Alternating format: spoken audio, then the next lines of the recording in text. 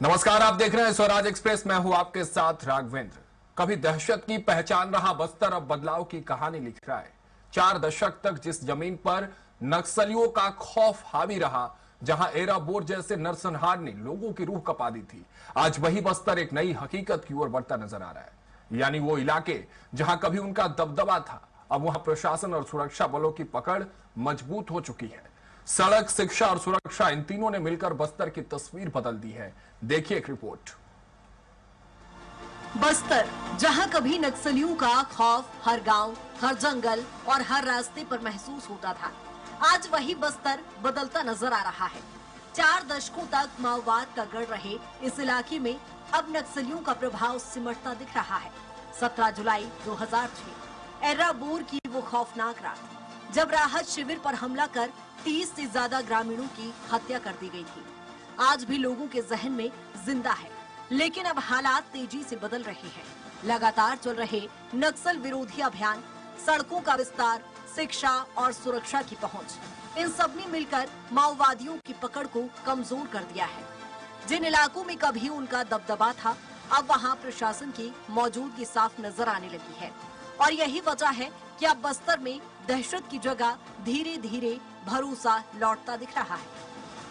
हम इस वक्त मौजूद हैं एर्रा बोर में, जहां 2006 17 जुलाई को जो है कई बड़ी घटना हुई थी। यहाँ पर जो है आगजनी की घटना हुई थी, जिसमें कई लोगों को जो है यहाँ पर मार दिया गया था, कई लोगों को घर जला दिए गए थे और कई लोगों को जिंदा जलाया गया था। जानवरों को भी जो है आग में फेंक दिया गया था और 30 से 35 लोगों की जो है नक्सलियों द्वारा हत्या की गई थी। और उसके बाद जो है 2010 में तारमेटला में पुलिस और नक्सलियों के बीच मुठभेड़ हुई थी, जिसमें 76 जवान शहीद हुए थे। और आज 31 मार्च नक्सलियों का जो डेडलाइन है, जैसा कि केंद्रीय गृह मंत्री अमित शाह जी ने ऐलान किया था, वो कहीं ना कहीं जो है सफलतापूर्ण नजर आ रहा है। बस्तर में सिमटता लाल आतंक, नक्सलियों की डेडलाइन में कैद दहशत, 4 दशकों का खौफ अब ढलान पर, एर्रा बोर कांड पर अब सिर्फ यादों में। 2006 की खौफनाक रात आज भी जहन में जिंदा। सुरक्षा और विकास ने बदली तस्वीर, सड़क, शिक्षा और सुरक्षा से टूटी पकड़, जंगलों में अब प्रशासन की मौजूदगी, डेडलाइन तक सिमटा नक्सल प्रभाव, ग्रामीणों में राहत लेकिन डर की याद कायम। फायरिंग की आवाज आई है, उसी वक्त पर मतलब पूरी चारों तरफ गूंज उठी है, बंदूक की गोली चलने लगी और चारों तरफ देखा तो पूरी बस्ती पर जल रहा था। हम भी बाल बाल बचे और हम भी वो बिल्डिंग के ऊपर सोए थे। एक पंचायत भवन था, वहां भी हमारे ऊपर भी हमला किए थे। फायरिंग करते करते आग जलाते, आदमी लोगों को पकड़ पकड़ के मारना, बाकी लोगों को लेके जाना, ये ऐसा किए।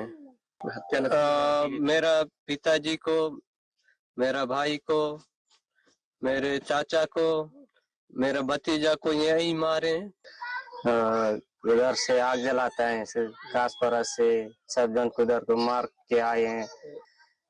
इधर मारते मारते इधर हमारा मामा को भी ले जाके मारे हैं, आके मारे हैं, सब जन को मारे हैं, माँ को और दादी नानी को मारते मारते गए हैं। हमारा 4 मामा को मार दे, एक जीजा को भी मार दिए हैं।